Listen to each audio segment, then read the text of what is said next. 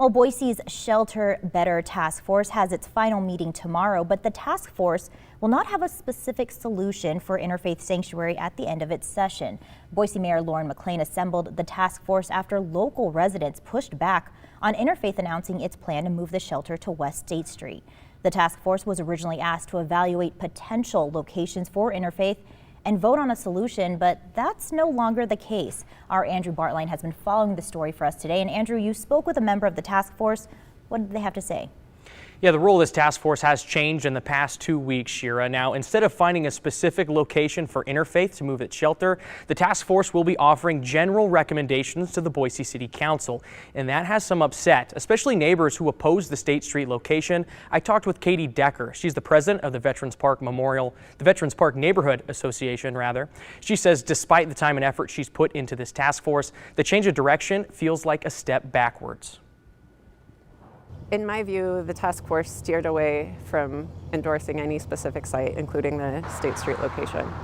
But what we heard in week 8 from several task force members was that they viewed this steering away from looking at locations specifically as an indication that State Street was the only acceptable location.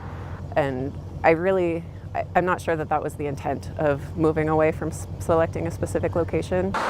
Decker says the State Street location does not have a buffer between the proposed shelter location and neighboring residential areas. She says that's an important factor for many cities when looking for potential shelter locations and looking at documents from the task force meeting. A buffer between a shelter location and nearby neighborhoods was not one of the 6 criteria points listed to evaluate a site.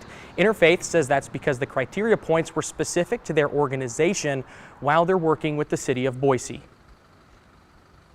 We have a model that works really well for the type of guests we serve, and we want to do that better.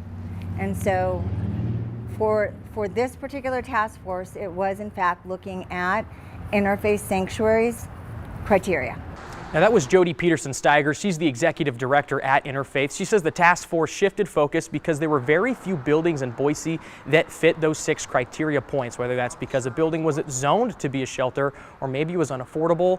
There weren't many options outside of that State Street location, and Peterson-Steiger says there really wasn't anything to vote on at that point. Later tonight on the news at 10, I'll have a complete report. We'll have more from Katie Decker and an option that she feels should have been given more discussion, and also more from Jody Peterson-Steiger and what's next for Interfaith. Shira? Thanks, Andrew. Good information there, and I know you'll stay on top of that for us as well.